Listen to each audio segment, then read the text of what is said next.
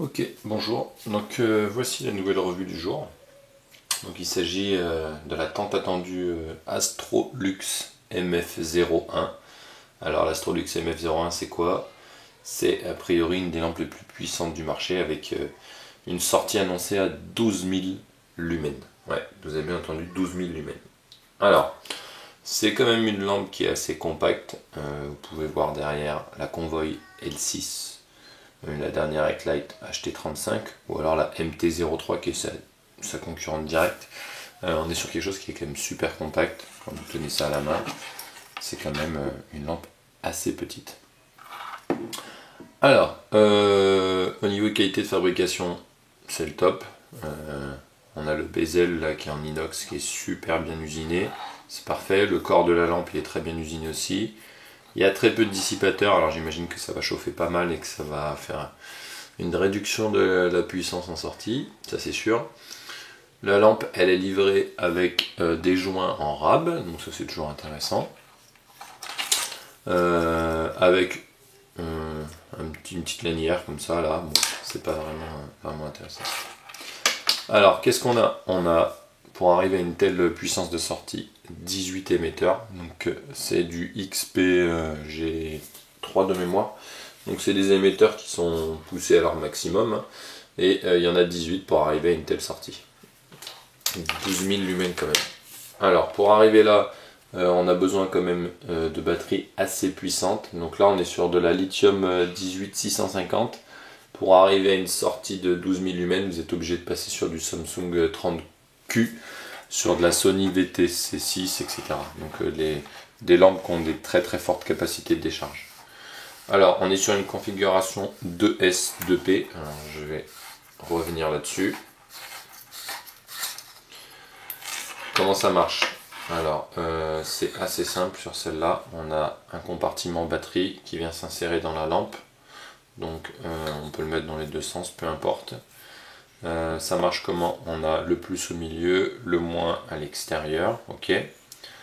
On charge les piles dedans. Le côté ressort, c'est toujours le côté moins de la pile. Et côté plus de l'autre côté. Alors ils ont mis un petit bout de plastique là, un petit spacer en plastique là. Bah, c'est tout simple, hein, c'est pour éviter de mettre à l'envers la lampe. Si vous mettez à l'envers avec le spacer plastique, le moins ne fera pas contact parce que il est plat. Donc c'est tout bête, tout simple, ça évite au moins les mises à l'envers. Alors seulement moi j'ai des batteries qui sont ce qu'on appelle des flat top, alors elles n'ont pas de bouton. Donc si vous avez ça, ça ne marchera pas non plus là-bas, parce que le plus il est plat. Donc bon, la petite astuce, hein, c'est de mettre une goutte de soudure sur vos piles là. Et comme ça vous pouvez les insérer. Ça fera contact de l'autre côté. Donc voilà, c'est intéressant. Alors là, je suis sur du Samsung 25R, vous m'avez passé sur des 30Q pour avoir un maximum de sortie. Peu importe. Donc vous chargez vos piles, pardon. Donc 2S2P, ça veut dire quoi? Ça veut dire que pour arriver à driver ça, ils ont mis 2S, donc il y a deux piles en série et le tout en parallèle, puisqu'il y en a 4. Donc on passe sur du 8 volts en parallèle. Ok, c'est des piles de 4 volts 2, donc on a 8,4 si on additionne deux piles. Voilà, c'est assez simple, hein, il n'y a rien à dire. Donc il n'y a pas de charge intégrée bien sûr, puisqu'on est sur de la configuration un peu particulière. En 2S2P, vous allez avoir un chargeur particulier pour la lampe lithium. Alors on insère le tout et on va regarder comment ça marche.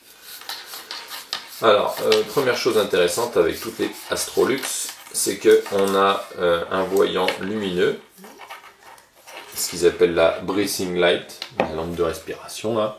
On a un petit voyant lumineux ici sur le bouton, donc moi il clignote vert, donc pour me dire qu'au niveau des batteries, ben, c'est parfait. Donc après il clignote rouge si vous avez besoin de charger les batteries. Toujours intéressant, ça fait un petit voyant pour avoir la visu sur le niveau de batterie. Alors comment ça marche? Ben, c'est assez simple, hein.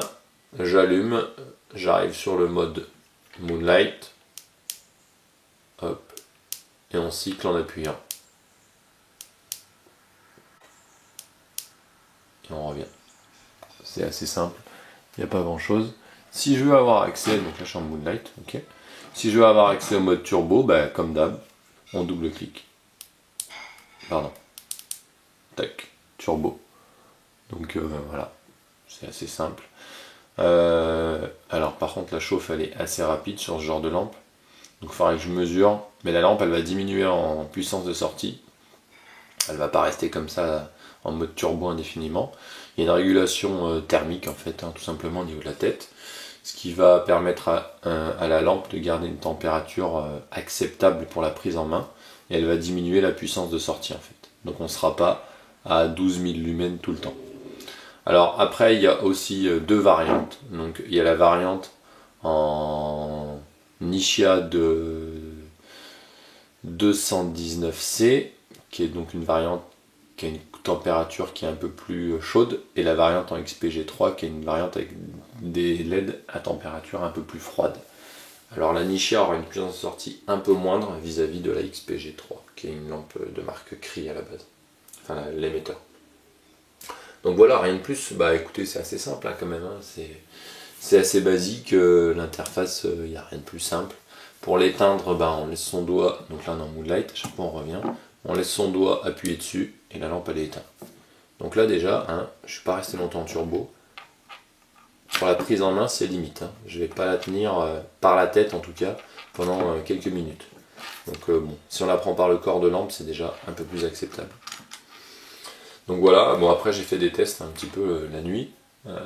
C'est une lampe qui n'a pas une longue portée tout comme le peut le faire la L6, c'est une lampe à courte portée. Par contre on va avoir un faisceau qui va être assez large pour l'utilisation au quotidien, pour aller marcher, randonner, etc. C'est le top. On n'ira pas éclairer un objet qui est à 600 mètres, on est bien d'accord. Mais par contre c'est quand même un facteur assez compact. C'est très lourd, ça faut bien se rendre compte. Par contre voilà, on est sur une lampe qui est capable de presque 10 000 lumens. C'est assez impressionnant en pleine nuit. Voilà, rien à dire de plus. En comparaison avec la MT-03 quand même, qui est son compétiteur numéro 1. Donc ça, c'est du Eklite en marque, c'est pas du Astrolux, c'est du Eklite, la MT-03. On est sur du triple émetteur en XHP70, comparé ici au 18 émetteurs en XPG3 ou en Nishia. Là on a un design qui est un peu plus gros, on aimera peut-être un peu moins aussi, ça c'est peut-être plus joli, plus sympa. Après là on a quand même des dissipateurs qui sont un peu plus prononcés. En termes de puissance de sortie, celle-là elle sera un poil moins puissante que celle-là. On sera plutôt dans les 9000 lumens de base, sans avoir de modification. Sur le driver de base on est plutôt dans les 9000 lumens. Donc on est bien avec l'Astrolux MF01 sur la lampe la plus puissante du marché actuellement de ce qui se fait. Alors c'est un modèle qui vaut dans les 80 à 100 dollars suivant les prix que vous pouvez avoir sur Banggood. Voilà, écoutez, n'hésitez pas à poser des questions sur le fonctionnement, sur le type de faisceau, etc. Et je me ferai un plaisir de vous y répondre sur la vidéo. Voilà, merci beaucoup.